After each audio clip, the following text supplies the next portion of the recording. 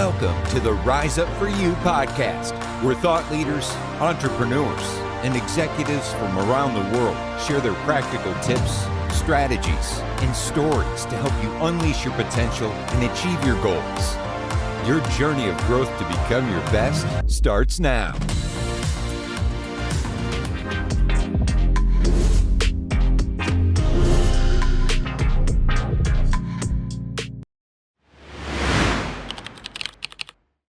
Hey, welcome back to the Rise Up For You podcast. Before we jump in, if you haven't already, wherever you're listening to this podcast or watching it, if you're watching it on YouTube, give us a subscribe, give us a like. We have no advertisement or sponsorship on this show.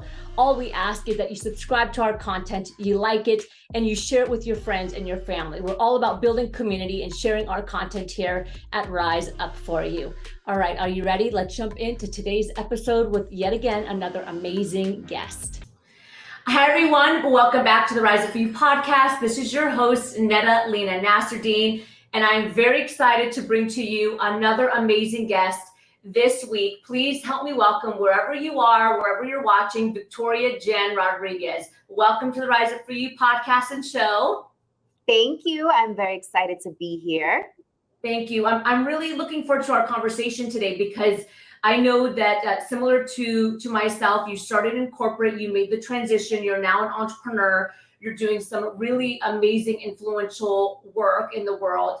And so I'm excited to talk about how you made that transition and your journey. But before we jump in, I always love to ask, tell us a little bit about yourself. I say brag to our guest about who you are and what you do. Okay. Well, I love to brag, darling. I don't even consider it bragging. I just consider it, being confident in your accomplishment and not dimming your light. We're not supposed to dim our light. So I am a daddy's girl, born and raised in New York City by a single dad. I am mixed, Latina, Italian, Irish, and Polish. I was the first in my family to graduate from college, the first in my family to make six figures, and the first in my family to start a business. And so haven't had much of a network to lean on when I started this thing, but like many of us, I did it scared and learned as I went, and made all the mistakes and all the things. So definitely put in the sweat equity to be where I am today. So 7 years ago, I decided to leave corporate after spending about 15 years in the space, launched my first business and haven't looked back ever since.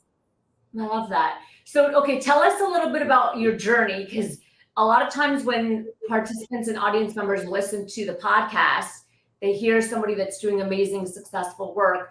They don't understand that, it takes a lot of resilience, a lot of failure, a lot of falling on your face to get there. They just see the end product, right? The outcome. So I'd love to hear a little bit about your journey. What created that epiphany for you to make the transition, to move out of corporate, to be the entrepreneur, and I would say live a life, of course, that has a little bit more freedom, flexibility, and opportunity to influence. Yeah, totally. So I don't have the traditional story of, I always wanted to be an entrepreneur and this was something always on my heart. Entrepreneurship wasn't something I was even considering because, as I mentioned, no one in my immediate family circle had a business. So I didn't even know that was an option. I was told, go to school, then get the job. Like that was the goal. And so that's exactly what I did. I followed that formula. And my last corporate gig wanted to relocate me to Tampa, Florida. No shade to anyone in Tampa, but I know you're just getting to know me. I'm definitely more of a Miami girl. So at the time I was heading up talent management for Johnson & Johnson for their commercial business.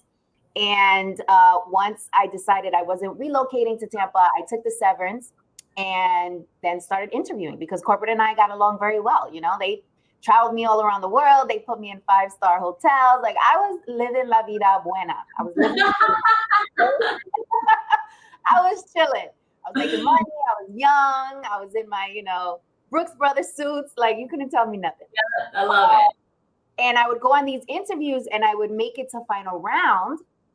And I wasn't able to close. And I like to consider myself a closer. So I was like, what is going on? Like I started feeling a way about this. And I decided to take it as a signal from God to bet on myself and see how far I can go. And at the time, because I was doing talent management, I was like, oh, what can I monetize immediately? What do I know how to do very well?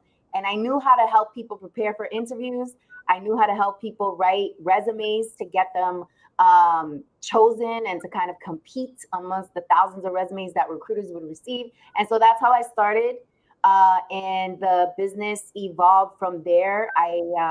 Within my first year, this is a good story. So within my first year, I ended up going to this conference in Napa, California. It was kind of like an invite-only conference. It was very bourgeoisie. It was a Latino-based conference, and I ended up meeting a consultant there. And he and I sat down over an amazing glass of wine, and I said, hey, I just started my business. This is what I'm doing. And he's like, have you ever considered like actually packaging your skill set and selling it to corporate? And I was like, what do you mean? And he's like, well, I just made 6 figures for doing 2 months of work. I said, what? You just made 6 figures for doing 2 months of work? So I took out my notepad and he broke down the game to me on how to actually consult organizations around emotional wellness, around mindset, around professional development, and really just package all of my expertise and make my previous employers my clients. And that's exactly what I did. Yeah. What I love about your story, Victoria, is that a lot of times when we hear about an individual moving from corporate to entrepreneurship, I don't know about you, but I often hear, I hated corporate and it was the worst experience and, toxic culture. And that wasn't my story either. I also enjoyed corporate, but, life happens, things happen. And so sometimes you make a decision on, what your next path is. And so I love that you shared that, because there are people that are listening to this that don't have that experience of toxicity, that they love their job, they love where they're working. But yeah, there might be an opportunity where they need to pivot because of life or because of a certain situation that is maybe related outside to work. And to know that there is an option where you can still be successful and build, a beautiful career and make an impact, there's still opportunity and potential there. So for those that are listening, and probably, I'm sure they're wondering and want to know, okay, if at some point in my life, I decide to maybe retire from my current company and maybe start something on my own, or a side hustle or a passion project that I can make money or use my superpowers to influence, where do I start? Like, what is my first couple steps? I'm sure they're wondering that. Yeah, totally. And just so folks know, like, no shade if you love corporate. You're okay with corporate, right? If you don't want to be an entrepreneur, like, it's okay. Like, listen, trust me, take advantage of all the opportunity you have in corporate, those benefits, that salary, all that jazz, because entrepreneurship is definitely a different beast. And it's definitely for that person who is kind of yearning for something more, even though they have achieved success, they have the accolades, there's something in their gut that's telling them like there has to be more, or I want additional income streams, or I want to take the risk and bet on myself. Like, there's a number of reasons why people are called to entrepreneurship, but there's no shame if that isn't your calling, right? Yeah. Listen, we need people like you still in corporate so you can hire us. That's 100% accurate, Victoria. Well,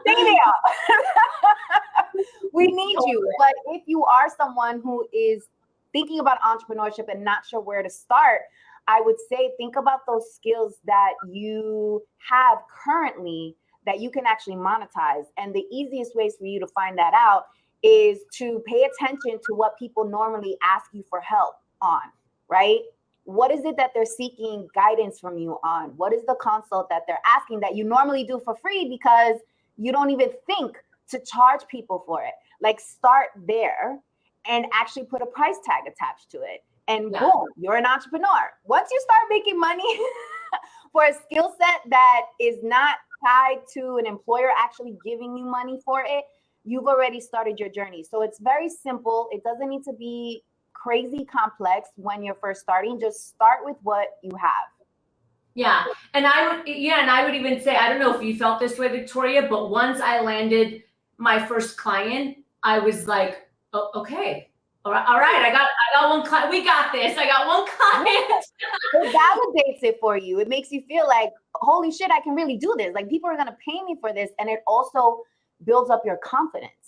You know, it makes you start believing like this can actually be a reality for you. So I always advise my clients, listen, I want you to take the high-speed road to make your first money, even if it's $5, $2, $1,000, $15,000, because it's going to create a shift in your mind that's going to begin the process of you kind of breaking away from the preconditioning that all of us have been exposed to about the traditional way to be successful and what success really means. That's how you start the journey. Yeah, absolutely. So out of curiosity, and listening to you speak, what would you say are some really critical skills needed for entrepreneurship? Because as you mentioned earlier, it's a different beast. And, I could tell you right now, accountability is huge because no one wakes you up in the morning and says, time to go to work. Like you got to do it on your own. So I'm curious for you from your own personal experience, and then also just working with, being in this space, working with other entrepreneurs. What are the top 3 things that you would say that, you really need this in order to excel and be successful within your own journey?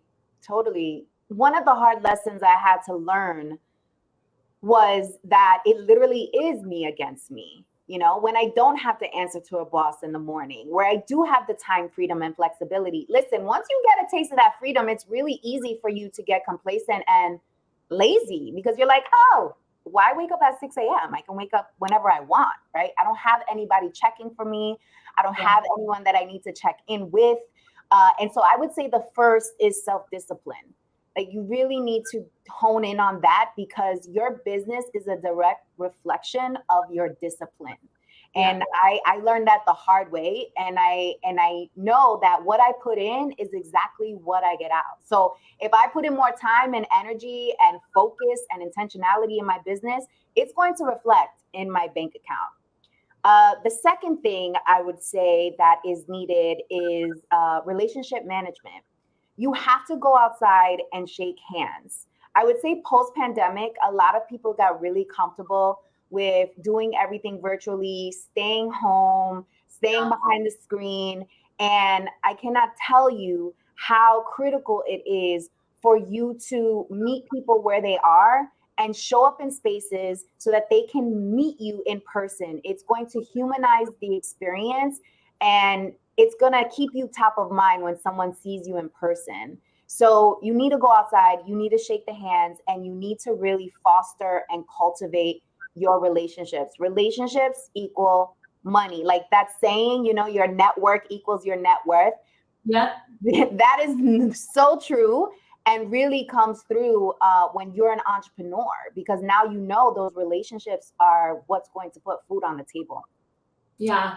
And the last thing I would say is have your community, like your business besties. You need to make sure that you are connected with people who are on this journey with you, who you can ideate with, who you can be vulnerable with, who you can make money with, because entrepreneurship is very lonely. And when we're lonely, what do? We tend to retreat. And we tend to kind of go into our silos. We don't tell people what's going on. We don't ask for help. And as a result, you don't make no money. So you need to make sure that you have a strong community that you can lean on and that you can build with.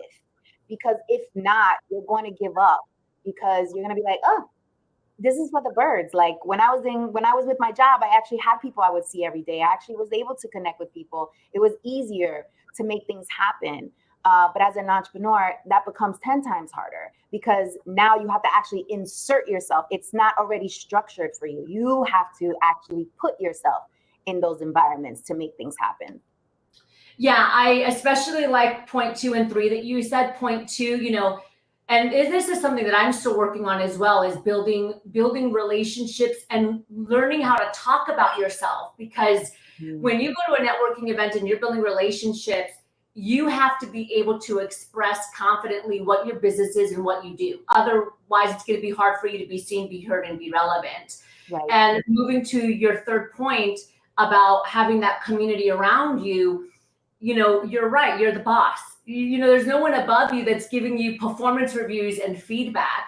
And so surrounding yourself by other entrepreneurs and other people that are in the industry that are further along with you, it helps you stay humble, it helps you stay hungry because you can see what the possibility and the potential is, but it also makes sure that you just have an awareness of how you're showing up and who you are and what you need to work on. And so that kind of leads me to, one of my final questions is, 95% of individuals think they're self-aware, only 10% actually are.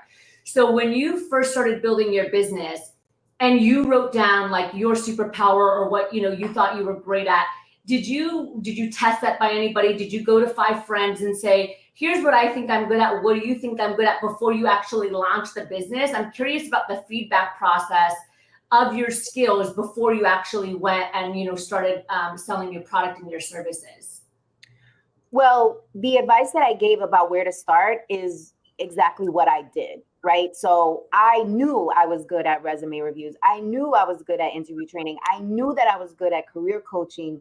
So I decided to put it out there in the marketplace and ask people to pay me that was seeking that consult from me. So that was the validation that I got, that people were actually asking me for advice. So that signaled to me like, oh, like people trust me. Like I already had a credibility in the marketplace for that skill set because people were coming to me. But if you're somebody who's like, well, I don't have anybody coming to me and asking me for consult, which I don't believe for one second, but if you feel like that is the case, a simple exercise that I always advise clients on is you send an email out to your network. It's very simple, and you're going to give them very simple directions. And it is as follows. You're going to say, hey, I am conducting an exercise. If you could describe me in one word and capitalize one word, what would that word be?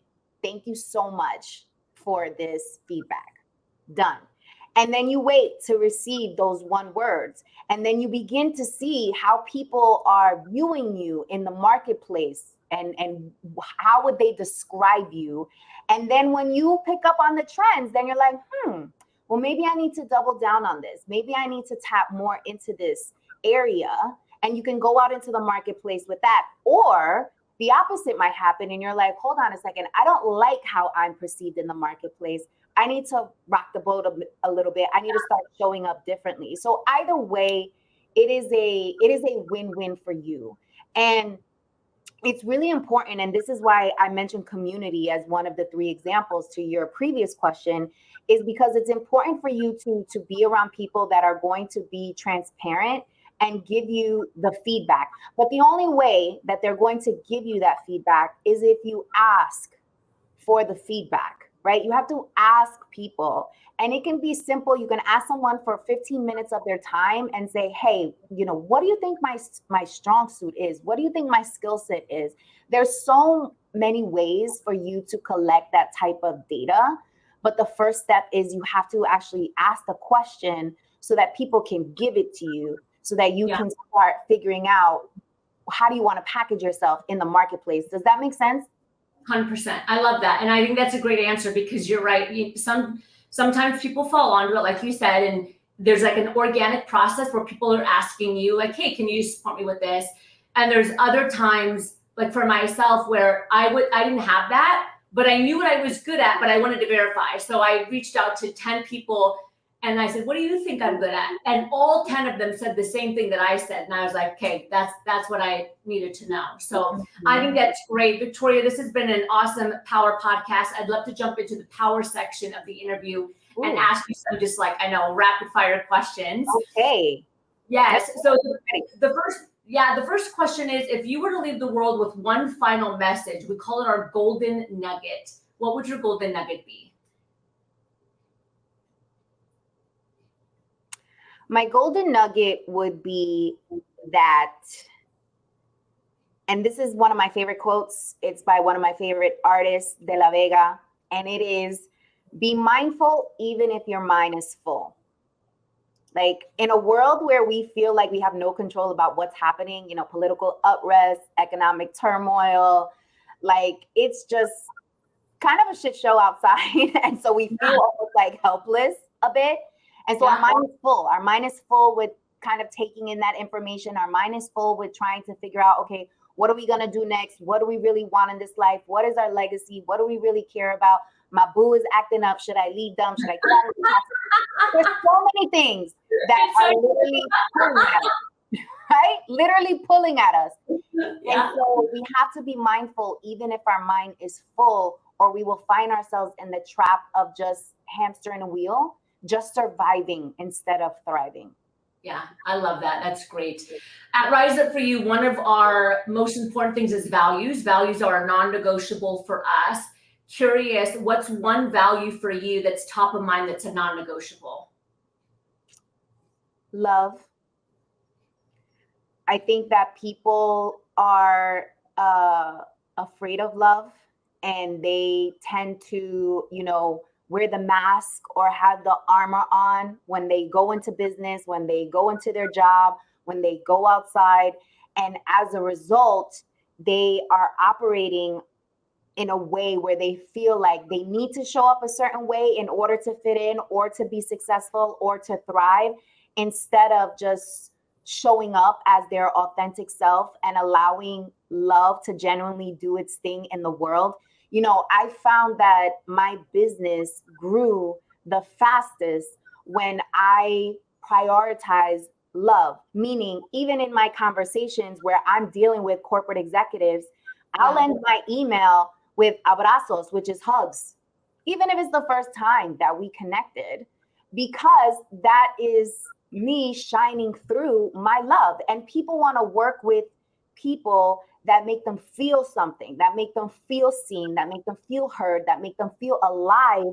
And it starts with love. Like, stop trying to be so cookie cutter or so structured or so vanilla if that is not truly who you are, because you're putting yourself at a disadvantage. And quite frankly, the world needs more love right now. So lead with that. I'm not saying be naive. I'm not saying get taken advantage of. We're still smart, and we're still paying attention to what is happening. And we're also showing people how to treat us. But we are leading with genuine love, which will naturally have people gravitate towards you, towards your light. So you don't have to work so hard to get attention. People naturally just want to be in your aura and space. Yeah, I love that. And I have one more question for you, Victoria. But before I ask, tell our audience where they can find you, where they can connect with you. I know you're on Instagram, you're on LinkedIn. Share a little bit more about that. Yes, absolutely. So on Instagram and the social media streets, you can catch me at I am Victoria Jenn. So IAM Victoria JENN. LinkedIn, Victoria Jenn Rodriguez. You can also visit my website, victoriajenn.com. There's tons of free resources over there. So for those who are listening and they're like, I want to start a business, but I'm not sure where, I actually have a free training. I'll give you the link for your audience so that they can take advantage of that free training. It'll take out the guessing game for you and help you get started. And you can also catch me on the podcast streets at Banking on Cultura. Cultura means culture. And my podcast is all about how to use your culture as a competitive advantage versus an Achilles heel in the marketplace. Entrepreneurship, how to start and scale your business. Y bochinche, which means gossips. We got to entertain y'all while we are teaching y'all. So you will get that infusion over at Banking on Cultura. I love that. Thank you so much for sharing that. And absolutely, we'll put all of those notes in the show notes of the podcast and the YouTube channel. So final question for you, Victoria, is, as you know, the company is called Rise Up For You. What comes to mind for you when you hear that phrase? I'm so sorry. My mind went to the gutter, but we're going to keep it. Keep it clean. I'm just kidding. Keep it clean here. Okay. What does it mean to me when I hear that? When I hear that, really what it translates to me is live up to your full potential and stop dimming your life or making yourself small to appease others. be selfish sometimes. It's okay to be selfish sometimes and prioritize yourself and make sure that your glass is full so that you are able to help others rise up, right? And live up to their potential, which as women and just as ambitious folks, which I know your audience is comprised of, right? We naturally love to help others grow. Like we're growers, we're builders, but just make sure that you are giving yourself that same attention. Yeah, I love that. Victoria, thank you so much for joining our podcast today. It's been an honor to have you on our show. Thank you so much. It was a pleasure. Absolutely. And thank you everyone for joining in and tuning in to the Rise Up For You podcast. Whether you're watching on YouTube or listening to your car or working out, we're honored to have you here. Remember that every single week we are bringing you multiple episodes with thought leaders, entrepreneurs, experts from around the world that have one purpose and one mission, and that is to come onto this show and provide value to you so that you can be your absolute best. Thank you, everyone, and we'll see you next time. Thank you, Victoria. Thank you.